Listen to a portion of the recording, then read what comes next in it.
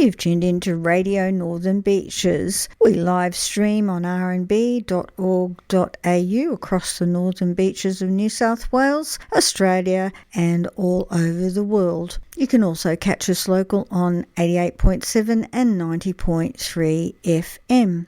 Our podcasts are available at your convenience at rnb.org.au or rnbpodcast.com.au.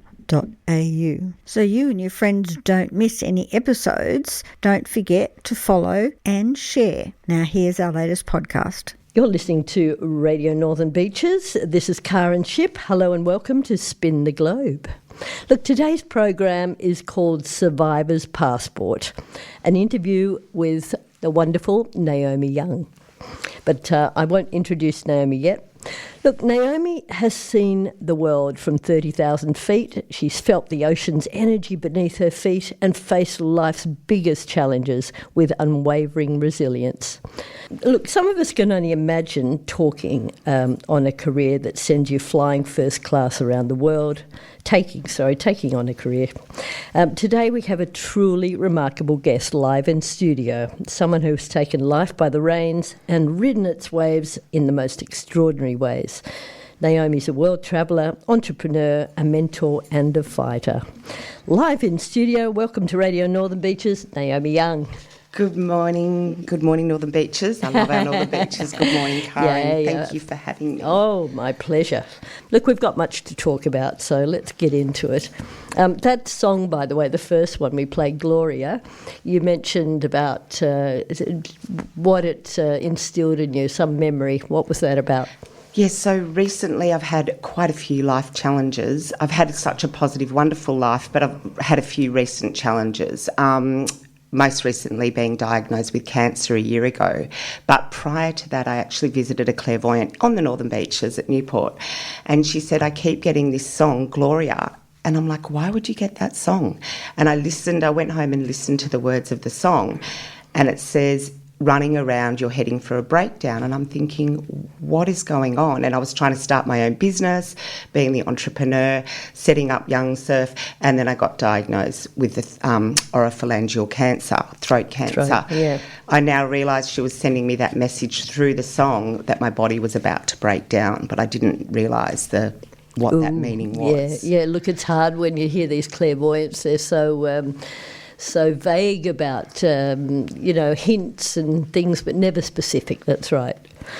Look, as this program is called Spin the Globe, I'm very interested to hear about your travels around the world first class as your job. So what was the most memorable place you ever flew to?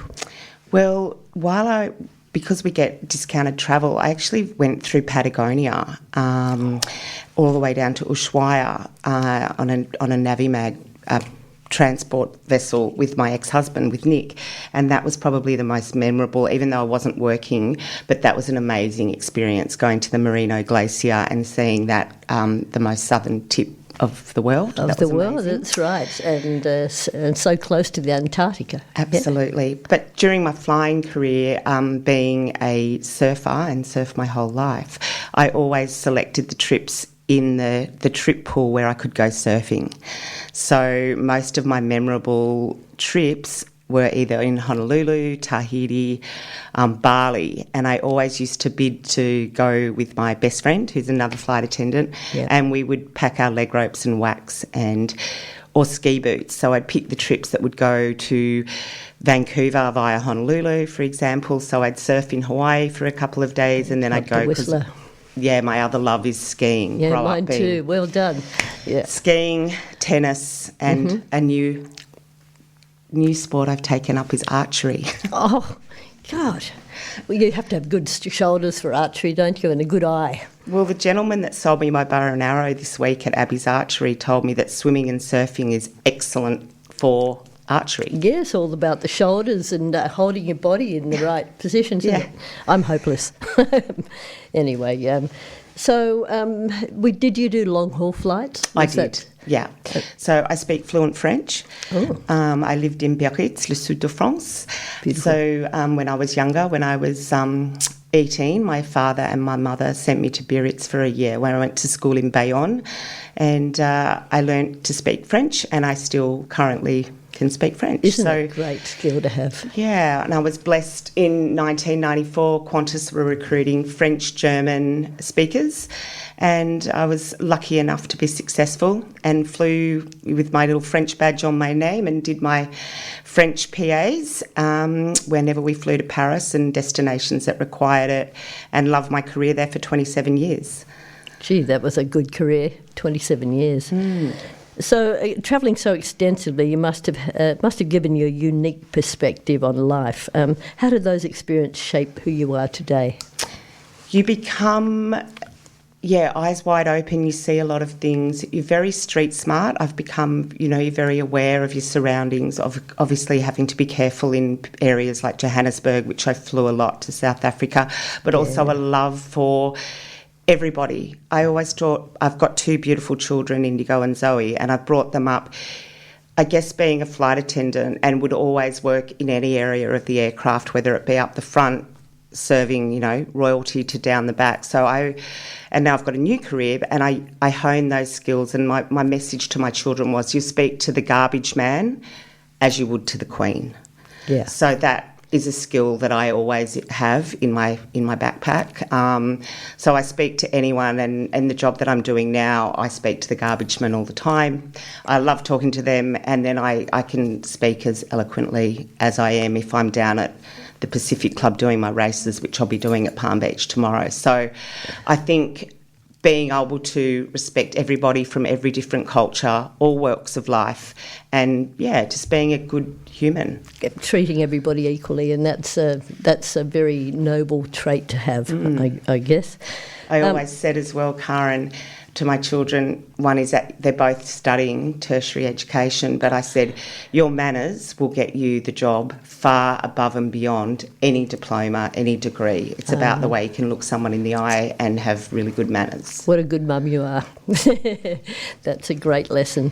Look, were there any moments during your travels that you felt truly life-changing or inspiring? Oh, look, many times. It could be surfing a really big wave in Bali and you're just sitting out the back. I remember saying to Sue, how lucky are we? We're out here, 8-foot Uluwatu, and we're going to be on the plane tonight. We'll be back in Sydney. So, I did get inspired a lot, and by the different people, different cultures, different things that you see, like going to Africa and going on safari and having elephants walk through your camp, being able to bring my children on those experiences. Great. Amazing. Great.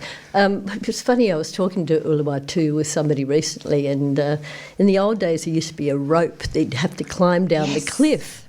I think they've put steps in more recently, but it's still a cliff climb, a cliff descent. And it is. ascent. It's really steep in there. Actually, I do have a funny story. I took my children there surfing. They were quite young. Maybe Indy was maybe 15, Zoe was maybe 13 because they're 2 years apart.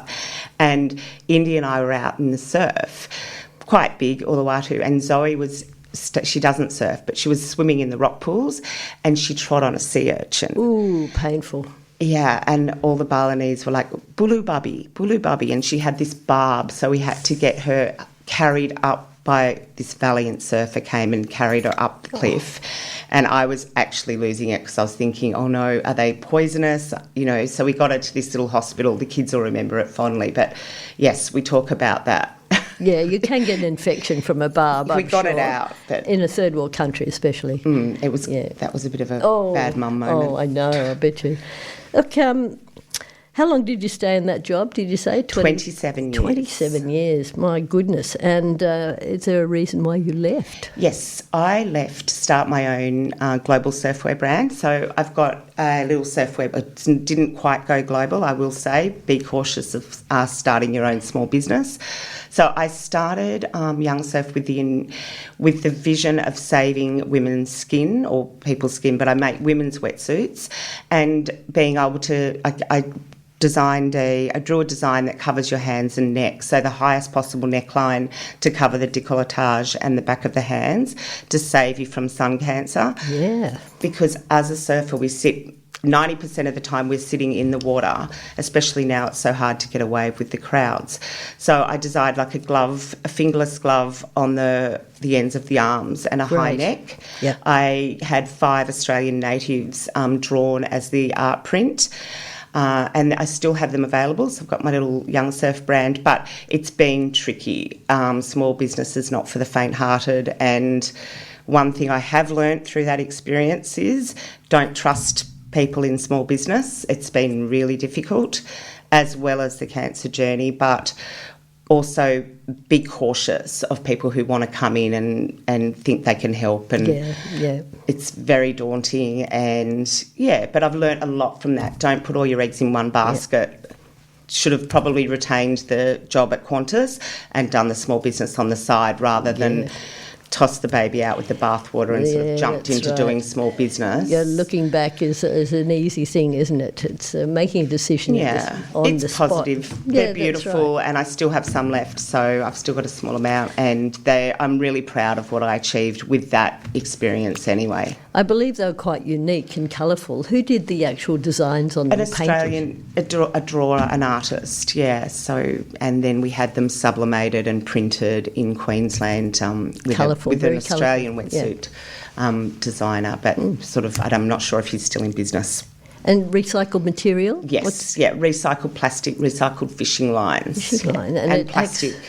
Is it similar to the rubber wetsuits? It's a bit softer. It's quite supple, Yeah, right. That's really good to know. Look, our next segment is storytelling, so stay tuned for more of Naomi's story. You're listening to Radio Northern Beaches, and this is Caryn Shipp with my weekly program, Spin the Globe, speaking with the wonderful Naomi Young. Look, today's program is all about, it is about your challenges and the like. You seem to have had many during your lifetime. Reflecting on your past experiences, what lessons have you learned? There's been a few challenges. We had environmental challenges, not just going straight into my battle with throat cancer last year. So, unfortunately, I grew up when I was little in Byron Bay and also at a farm in Nimboida. We've had devastating. We lost our farm in the fires. Firstly, in 2019. Ooh, much absolute heartbreak for all of our family, especially my father, who built the farm with his own hands. That's where my love of archery and horse riding and everything manifested, because I grew up there with my mum and dad. So losing that farm was like ripping our heart out. And then I got the double whammy. I'd left Qantas and moved up to Byron Bay area. And then was a flood. We got the floods. So I had the fire take out my father's farm, family place where it was sort of like a family dwelling place where we all used to gather. My kids had been there, horse riding, had horses, cows, Chevrolet cows and everything. Anyway, but then I'd moved up to Byron, so I had everything up in my garage at Byron Bay, and I'd moved my life up there, and I had the floods come through in, I think it was 2021, 2022, I can't remember. My brain's blacked out all the bad stuff because it was so horrific. So it's fairly recent. The Lismore floods. So we had the fires, then we had the floods. Yeah, shocking. So then I came back to lost everything in the floods, all my baby photos, all my own belongings from travelling around the world for 27 years. That was all gone. That's sad. And then thought, I can't live here anymore, so come back to safety, to the Northern Beaches, where we've got infrastructure, and if there's a flood, it's mitigated. Contained, Yeah, so came back, and then resettled down here, but then had the cancer diagnosed. So I guess my life now is about turning everything into a positive, having those big negative events, but going right. And I also lost my best friend last year too, the awful, insidious cancer. Look, these things are said to test us, but they do make us stronger, don't they? But it makes you grab life and go, this is what I've got now. I'm going to hug my kids. I catch up with my kids all the time, and I've taken up new things. So the archery is new, and it's going back to something from the farm that I can grab onto. I'm back horse riding. I've met the guy in Warriewood that owns the horses. last week. So I think it's about going, life's here. I've been given a second chance. Someone's looking after me. I got through throat cancer. Yeah. I was back at the hospital last week and I'm in remission. Oh, fantastic. Good news. So now is about, it's my time now, and being around the people that I want to be around, being very selective, doing what I want to do, and then doing the things that makes your heart sing, doing things that only bring joy. And I am loving the horse riding again. I play tennis every Tuesday with a group of amazing women at Krill Bay, and surfing every day as much as I possibly can, and doing a new career on the Northern Beaches that I absolutely love. So we'll talk about that in a little while. You know, you're very much your own person, very strong. I'm wondering if you wouldn't talk about your background, your father and who he is. Yes, so I was born I'm the firstborn child of my beautiful mum Marilyn, and my dad is Nat Young, the multiple-time world champion surfer. I'm very, very proud of Dad's achievements as a surfer. I think it's incredible. His style and what he's done for the sport is amazing. And it's been difficult, a little bit of a difficult time there with Dad as well. So, but yes, no, love Dad dearly. He's in America at the moment, really close to my mum. But growing up with Dad was interesting. There were some wonderful experiences there, from meeting Olivia Newton-John in farms in the US he really did instill some great, I guess, ethics or moral standards within my own being. The discipline that he instilled in me, from the got to do tennis, you got to ski, surfing, and they're all things that as a kid, and then even going and living in France, I was just like, I used to ring him and cry and go, I don't want to be living in Biarritz, like I want to go home. I hate it. I was like 18. Yeah. And I was torn out of my friendship group and living in France. I didn't speak a word of French, but now I love that I speak French. I love tennis. I love horse riding. I love surfing, all the things, those disciplines that he really pushed, and my mum as well. But Dad would always take us skiing, get in behind me, follow me down the mountain, catch this wave, like those things that he did push, did inspire me as a father in those ways, with those disciplines. And there's also some not good things, but we won't talk about those. No, look, we all have those in our lives, absolutely. But, all those challenges, all those sports that you did, a lot of people would give up because they're too hard. That you had somebody to lead the way, as it were. You might not have appreciated it at the time, but, look where it's led you now. Yeah. I had friends that were probably my guides, inspiration. I still ski now, and I hope to keep it up to a point where I can, a senior with free skiing. I'm sure you will. I think the thing too with those skills of having a father, I think if Dad wasn't a world champion surfer, he would have been a world champion skier. Yeah. His style, going down the mountain, he looks like an eagle. He is an incredible skier. Gorgeous. And my children have also learnt to ski from Dad. Yeah, good. I haven't skied for a few years because of the cancer challenges, the floods and everything else. But I will get back there. That's next on the to-do list. And where do you go when you ski? Well, Dad's at Sun Valley in Idaho. Yeah. Oh, right. And I like going to Whistler because I can get there easily with Qantas. We fly into Vancouver. Yeah. But I like the big mountains.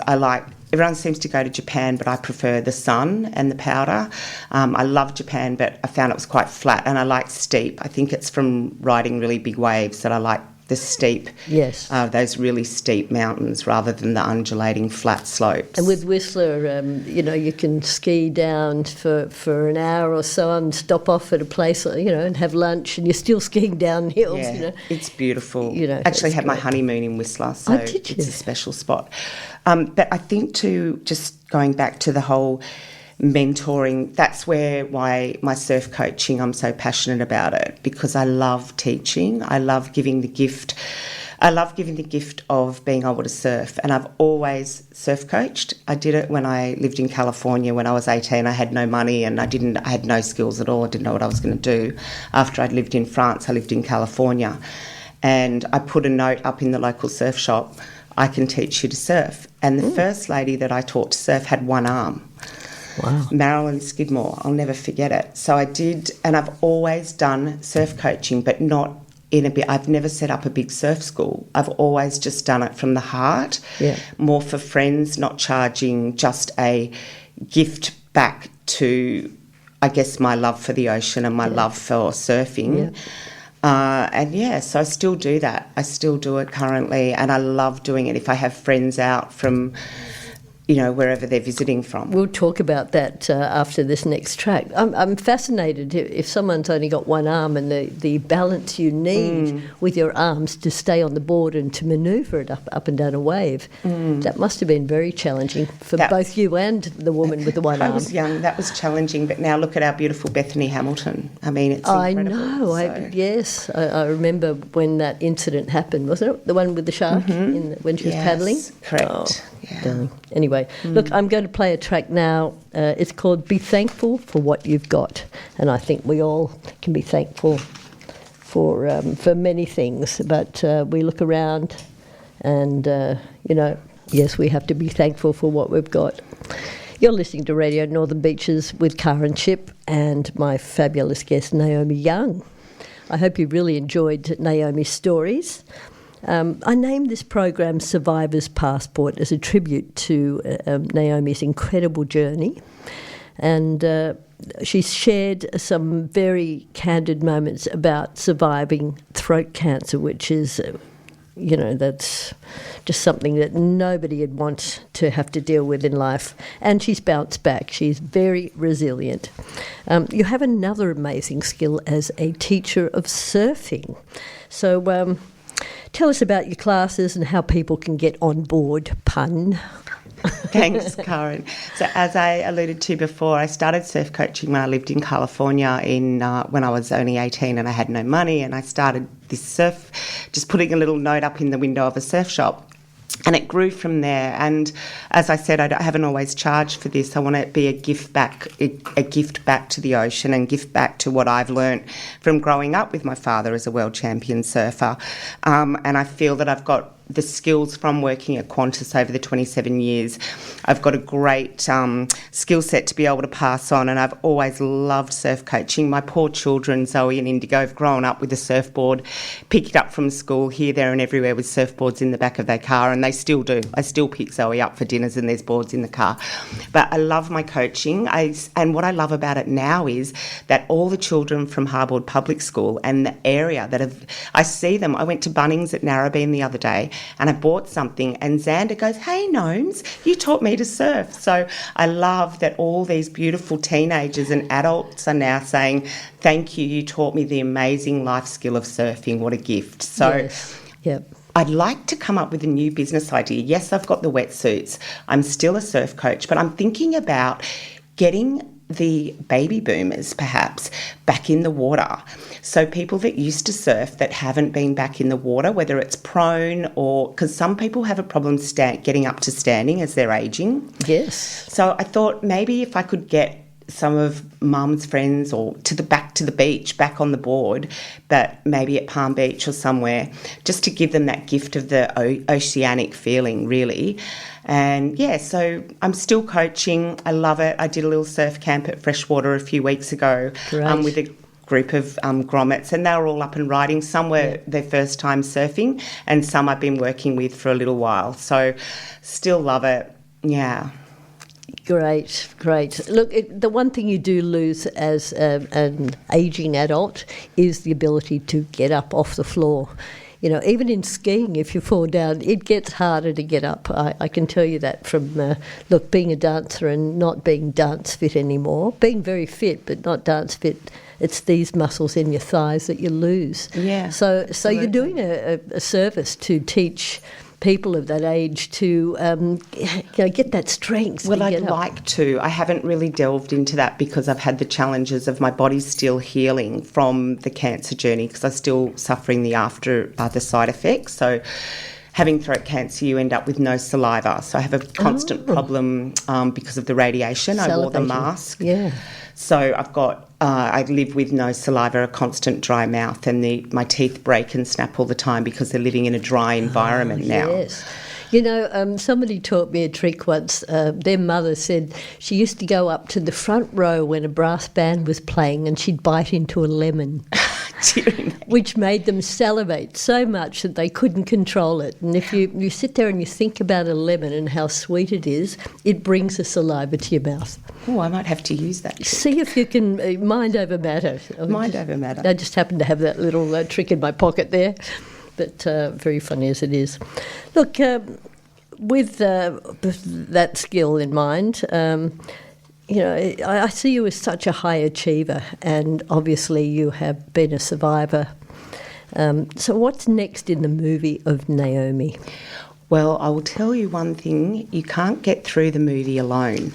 So during my cancer journey, I was single. Mm-hmm. And I didn't have that husband, that person making tea and paying the bills behind the scenes. I had a beautiful group of men and women and family members that dropped everything and they rallied around me. We had a roster of, I couldn't drive the chemotherapy and all the rest. So I had an amazing group of people. And so what's next in the life of Naomi? Being around amazing family members and that group of fundamental people in my life that literally pitched up. They pitched up every single day, and I did a beautiful thank you gathering for them last weekend at the Pacific Club where I'm a member down at Palm Beach, and it was such a beautiful afternoon where I got to give back because everybody, from my daughter bringing ice creams, my son coming straight in his landscaping uniform, from Christina setting up a GoFundMe. I mean, I had no income. I literally had tubes and I couldn't eat because I had throat cancer. So I think I lived off icy poles, breakfast, lunch and dinner. Wow. Very soft and cooling on the throat, I can imagine. So, wow. Look, Naomi, thank you for sharing your incredible and inspiring journey of survival and reinvention, because you seem to be the queen of reinvention. Well, you have to be. It's about adapting, and that's why the archery, trying something new and being grateful, gratitude every day. Yeah. Gratitude that, wow, the sun's in the sky. Wow, we've got waves. Look where we live. Everything's amazing. Yes, an appreciation of what you've got and a natural high in life. That's all you need. Look, your story is a testament to strength, resilience and the power of new beginnings. So good on you for doing that, and thank you for talking with us today on Radio Northern Beaches. It's been fabulous to get to know you personally, your personal journey. Thank you so much, Caryn, and God bless the Northern Beaches and the area that we live in. We're so lucky. Paradise. Mm-hmm. It is paradise. Absolutely. Yeah. You've been listening to Radio Northern Beaches and a fabulous interview with Naomi Young and her young brand of wetsuits. If you want to do surfing lessons with Naomi, then just look her up, obviously, Young Style or Young on the Northern Beaches, and get yourself some surf lessons. Look, tune in to Radio Northern Beaches every week, 88.7, 90.3. We live stream on rnb.org.au for those on the computer, or if you want to listen on your phone, there's a C Plus app. That's all the community radios. So you just download the app on your phone and then you give preference to Radio Northern Beaches and you can just click and listen wherever you are. So my show's on every Saturday morning from 9 a.m. It really is time to go right now. Bye for now. Australia, the lucky country. We've got meat pies. We've got the world's best beer. But most importantly, top of the list, we've got Radio Northern Beaches 88.7, 90.3. Now hitting the entire world on www.rnb.org.au.